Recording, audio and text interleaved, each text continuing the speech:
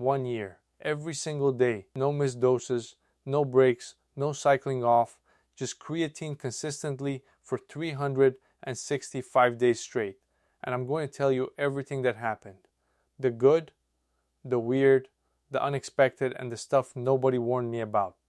No sponsored fluff, no supplement company talking points, just a full honest breakdown of what a full year on creatine actually does to your body. But before we get into what happened, let me tell you why I even started. Because my reason was the same reason most of you are watching this right now. I wanted more out of my training. I was hitting the gym consistently, eating reasonably well, sleeping enough, and progress had started to slow down. That plateau feeling where you're putting in the same effort and getting less back. Creatine kept coming up in every conversation about natural performance enhancement. So I decided to stop wondering and start testing. 365 days. Same training program. Same diet structure. Documented everything. Here's what actually happened. The first week. The water weight situation. Nobody prepares you for this part adequately. Within the first 4 or 5 days of starting creatine, I gained about 3 to 4 pounds on the scale. 3 to 4 pounds in less than a week. If I hadn't done my research beforehand, I would have panicked and thrown the tub in the bin. This is the water retention phase that everyone mentions, but nobody really explains properly. Creatine pulls water into your muscle cells. That's not fat. That's not bloating in the traditional sense. Your muscles are literally becoming more hydrated and fuller at a cellular level. The scale goes up, but you actually look better. Your muscles appear rounder, fuller, more pumped even on rest days. It's one of the strangest and most satisfying early experiences of the whole experiment. The scale weight stabilized after about 10 days. That initial jump settled and my weight normalized at roughly 3 pounds higher than where I started. Those 3 pounds stayed with me for the entire year, and that's completely normal.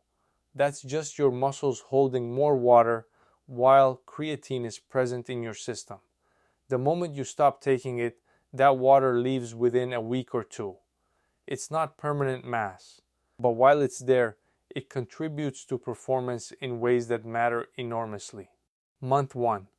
The strength spike. This is where things got genuinely exciting.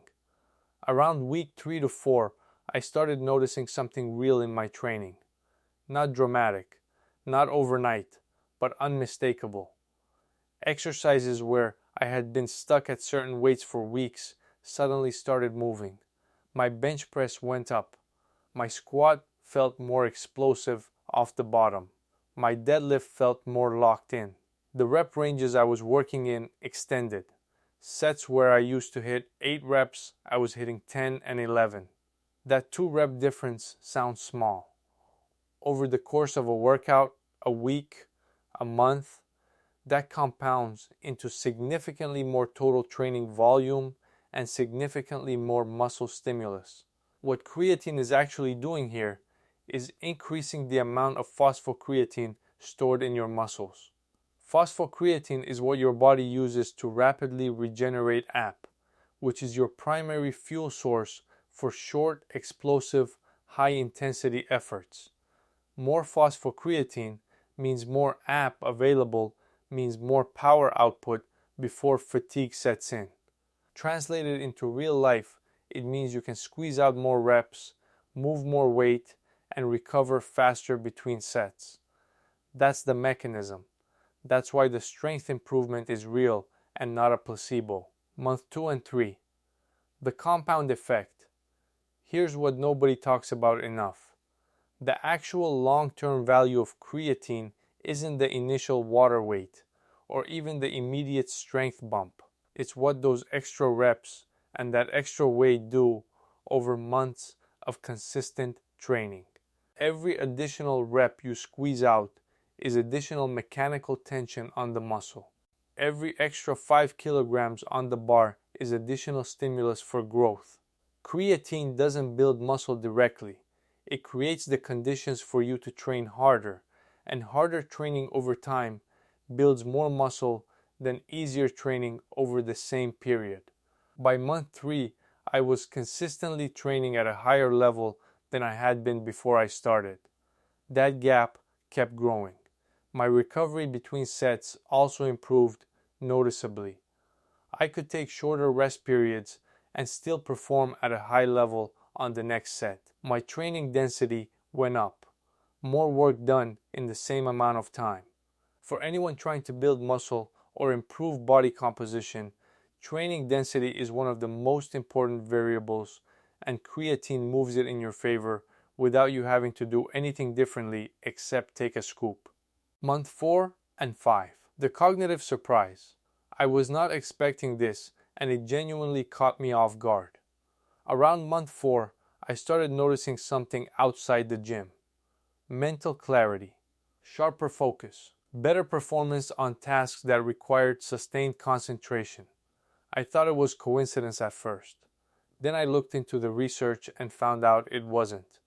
Creatine isn't just a muscle supplement. Your brain uses creatine the same way your muscles do. It relies on ATP for cognitive function and phosphocreatine for rapid energy regeneration during intense mental effort. Studies have shown that creatine supplementation improves working memory, processing speed, and mental fatigue resistance, particularly in people who are sleep deprived or under cognitive stress. I wasn't expecting a brain boost from a gym supplement, but it was real and noticeable enough that it became one of my favorite unexpected benefits of the entire year.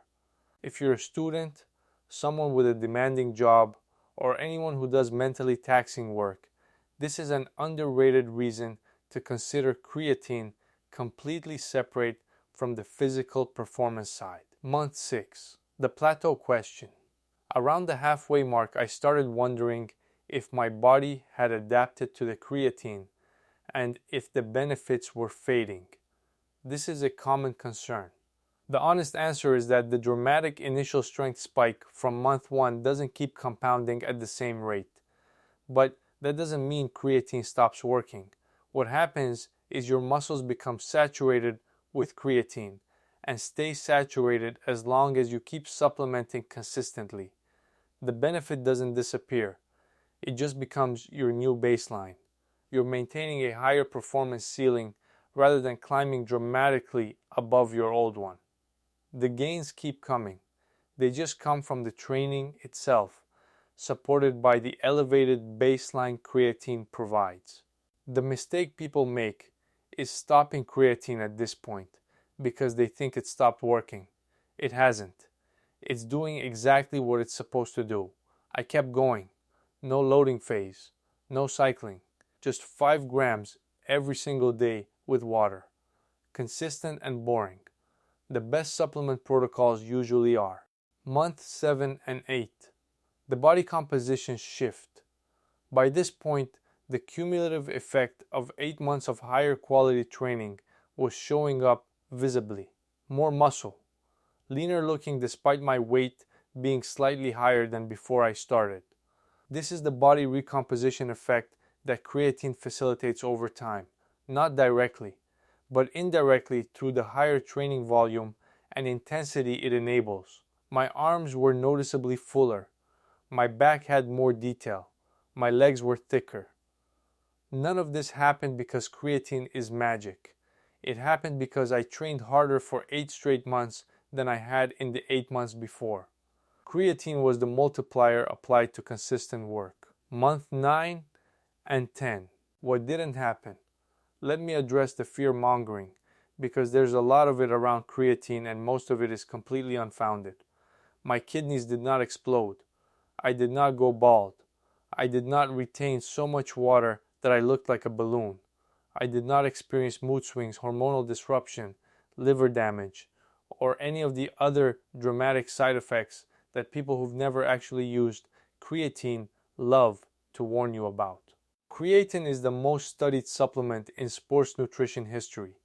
Hundreds of clinical trials over decades have consistently shown it to be safe for healthy individuals at standard doses. The kidney concern comes from a misunderstanding of how creatinine, a creatine metabolite, shows up in blood tests. Elevated creatinine can indicate kidney stress in some contexts, but in creatine users, it simply reflects increased creatine metabolism, not organ damage. If you have pre-existing kidney issues, talk to your doctor. If you're a healthy individual with no kidney problems, the research is very clear. Creatine at 5 grams per day is safe for long-term use. The hair loss claim is based on one small study from 2009 that found increased DIT levels in rugby players using creatine. DIT is a hormone linked to male pattern baldness. The study has never been replicated. The evidence is weak. If you're highly genetically predisposed to hair loss, it's something to be aware of. But for the vast majority of people, it's a non-issue blown wildly out of proportion on the internet. Month 11. The mental side. Something interesting happens when you've been consistent with anything for 11 months. The discipline itself becomes a strength. Every morning I took my creatine. No drama, no debate. It became as automatic as brushing my teeth. That kind of non-negotiable consistency with a small daily habit builds a psychological framework that bleeds into everything else. Your training consistency improves. Your nutrition habits tighten. You start treating other parts of your health with the same quiet reliability. Don't underestimate the value of building one small, unbreakable habit. It creates a template for every other habit you want to build. Day 365. The full picture. A full year of creatine produced this. Consistent strength increases across every major compound lift. Noticeable improvement in muscle fullness and body composition. Better recovery between sets and between sessions. Unexpected cognitive benefits that improved my focus and mental output. Zero negative health effects. And a baseline of physical performance that is meaningfully higher than where I started 12 months ago. The total muscle gained over the year can be attributed entirely to creatine. Training and diet drove the majority of it, but creatine created the conditions for that training and diet to produce better results than they would have without it. It was the multiplier, the force behind the force. Would I recommend it? Unequivocally yes. It is the single most evidence-backed, cost-effective, safe performance supplement available to natural athletes. 5 grams a day, any time of day, with water. That's it. No loading phase needed. No cycling off. No expensive branded version required. Plain creatine monohydrate from any reputable brand. The cheapest option on the shelf works just as well as the premium one. Don't let anyone convince you otherwise. 365 days. Same answer every single day. Take your creatine. And if you want to know exactly what else I took and what actually made a difference over that year, click on this video.